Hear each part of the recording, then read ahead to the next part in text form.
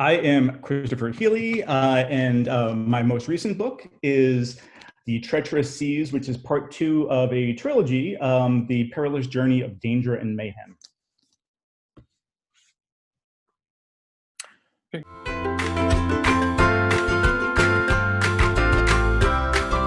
Journey of Danger and Mayhem is a historical, it's not really historical fiction. I like to call it historical science fiction because it takes place in America, mostly, in the year 1883. But it's a very different kind of America. It's a lot of it is based in real history, but it's got more kind of almost like a steampunk vibe to it in some places. Really, the inspiration for this kind of book was the books of Jules Verne, who was writing science fiction in that time period. That was his contemporary time period. And some of the things that he was talking about that were science fiction at the time ended up becoming reality. But at that time, they were these crazy kind of mind-bending inventions that the readers couldn't imagine. And so I wanted to write about an 1883 in which there were inventors creating all sorts of crazy, wild machines.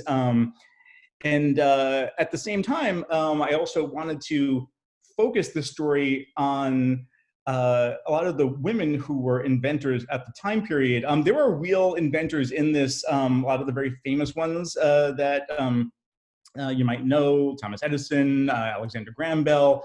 But while I was researching, I realized how many amazing women were inventing in that time period and are really kind of unheard of and haven't really gotten the credit that they deserve. And so I wanted to make sure I had them in my books as well. The protagonists in the book, there is a young girl named Molly, whose mother is this amazing inventor who, because they're poor and because her mother is a woman, she's overlooked and ignored by the inventing elite at the Inventors Guild, which runs everything in the country there. So Molly wants to try to find a way to get her mother noticed. And there is a World's Fair coming to New York in 1883, which was actually supposed to happen in real life, but it didn't.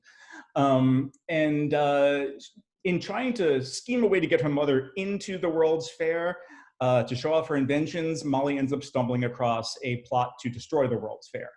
Of course, no one will believe her. And so it starts her off on this kind of grand adventure that crosses many books and eventually many cities and countries. And it's a very different look at the world of 1883.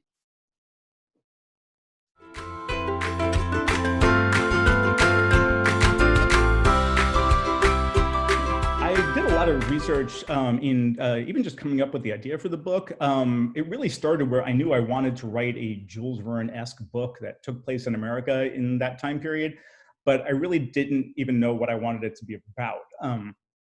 I had kind of the genre as the first thing I was thinking about.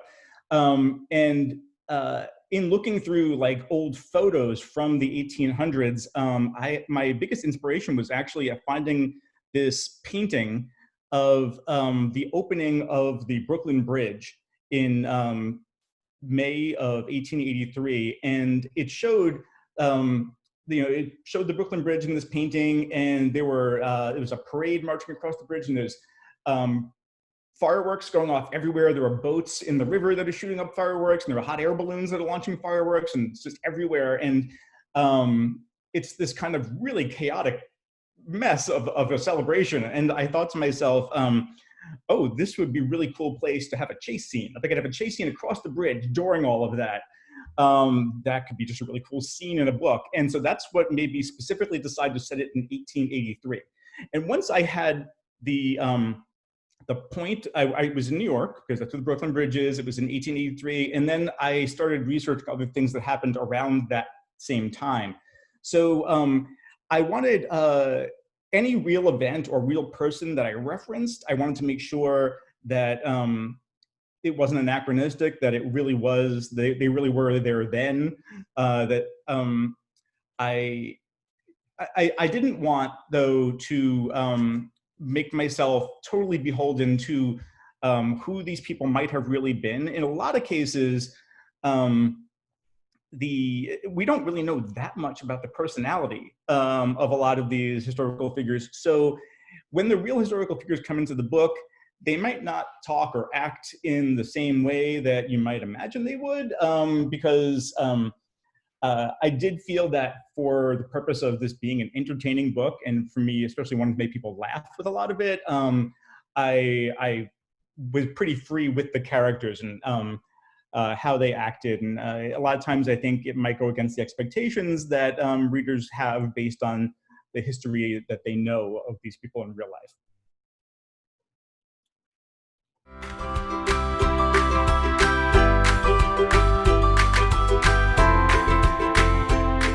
I actually love writing humor. To me, that's when I have the most fun writing, is when I can be funny, or at least try to be funny. I guess humor is always subjective.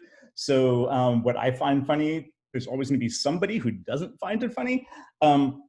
But I find the most, I think I get the most humor out of wordplay and dialogue. And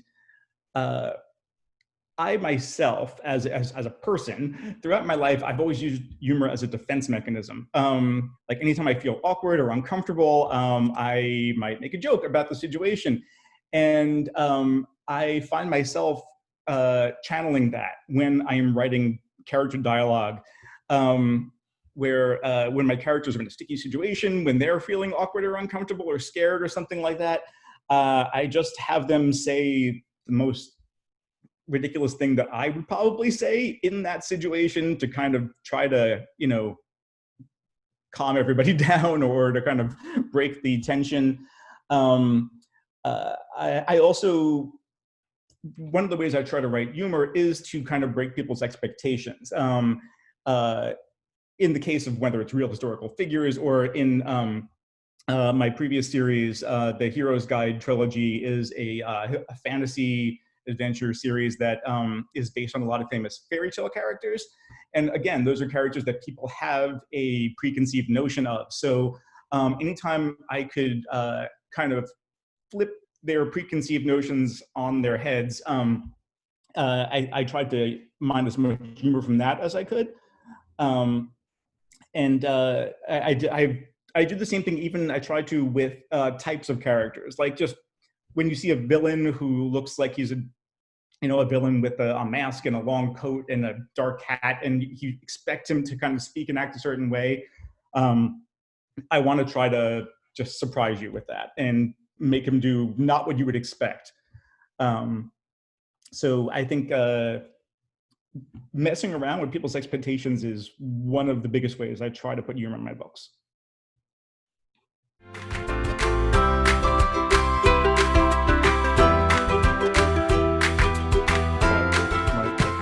My first picture book.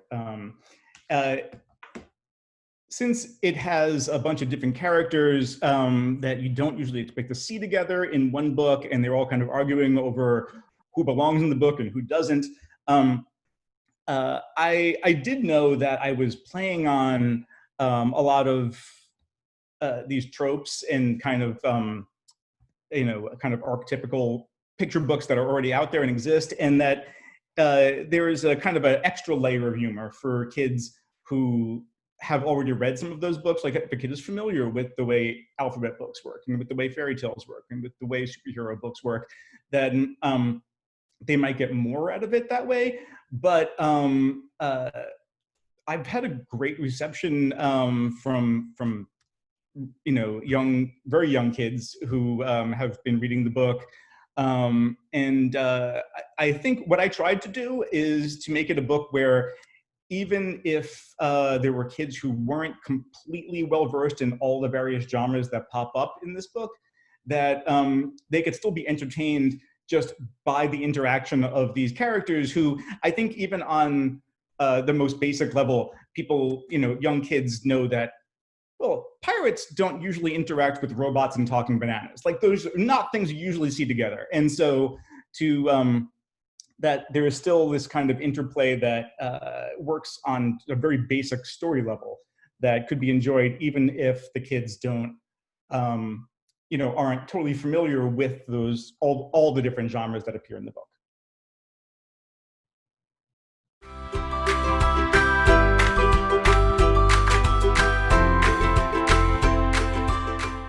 I wanted to be a writer since I was about 7 years old. I really think that was like in second grade was the first time I was telling people I was going to be a writer when I grew up.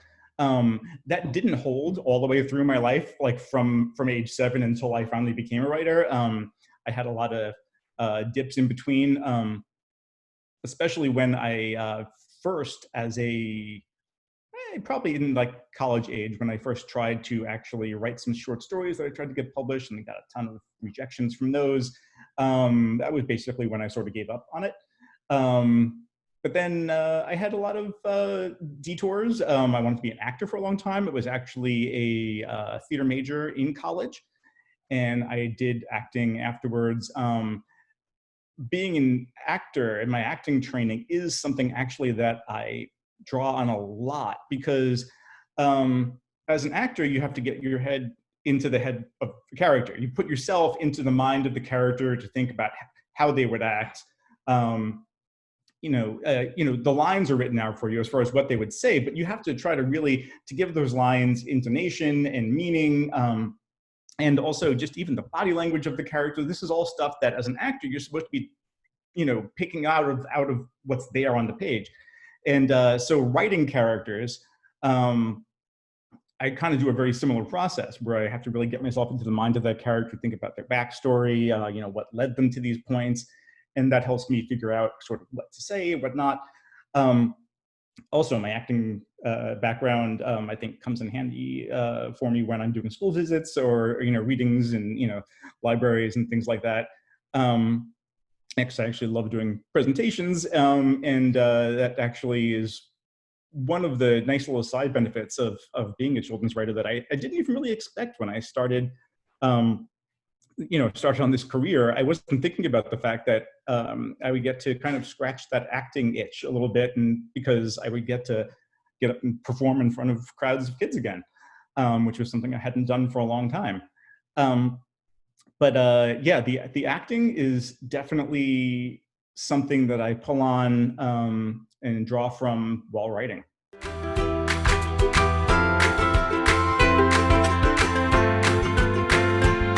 If I didn't have my kids, I don't know if I would be doing what I'm doing today.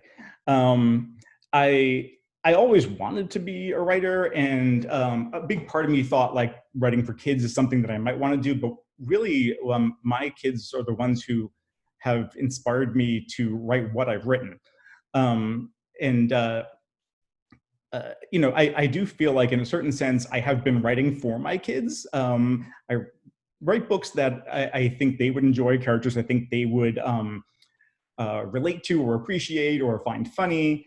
Having them in the house has been like a great boon for me as a children's writer. They are always my first readers. I have them read manuscripts along the way. My daughter in particular can be a really harsh critic. She does not hold back. But it's all been to my benefit, really, because they've had some great suggestions. In my Hero's Guide trilogy, one of the most popular characters, like a real fan favorite character, is this young princess named Princess Lila. And she was not even in the original, my first draft of the book, because it focused on a lot of these fairy tale characters, the Prince Charming characters, and Cinderella, Snow White, Sleeping Beauty. And when my daughter read it, her biggest criticism, her biggest note for me was that, Dad, this book is for kids, right? But all the characters are grown-ups. Don't you think there should be a kid in there somewhere? Because I don't know if kids are going to relate to all these characters. And I thought to myself, that's a really valid point. So I decided to give one of the princes a younger sister, and I put her in the book. And I suddenly started having so much fun with her, especially because I was then modeling her after my daughter in a lot of ways, that she ended up having a bigger and bigger role in the book and in the series in general, and ended up becoming a fan favorite. And so my kids are indispensable, really.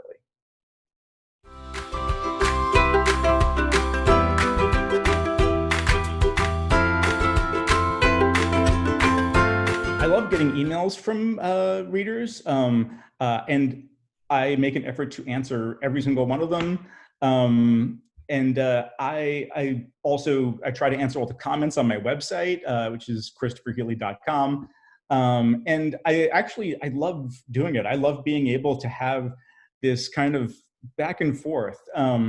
It's something that I really wish I could have had with like the writers that I admired when I was a kid. I would have loved to have been able to have it be more of a conversation and to actually say something to like the people who wrote the books that I loved and have them respond to me. The fact that the internet lets us have this kind of back and forth where we can actually discuss the books is I think it's amazing, and I think it's a great gift to children's writers.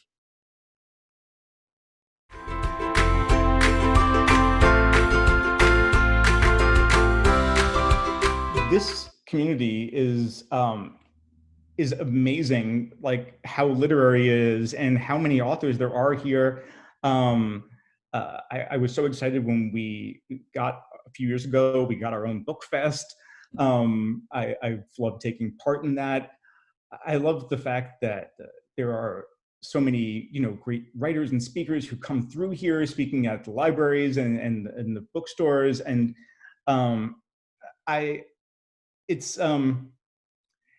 it's a great feeling to know that you are kind of in a community that not only appreciates what you do, but helps kind of nourish it and supports it. And I I feel I really feel like I belong here, and it is a very nice feeling. And that there was a real community of writers and artists in these towns, and it's something I'm really grateful for. I'm happy to be part of it.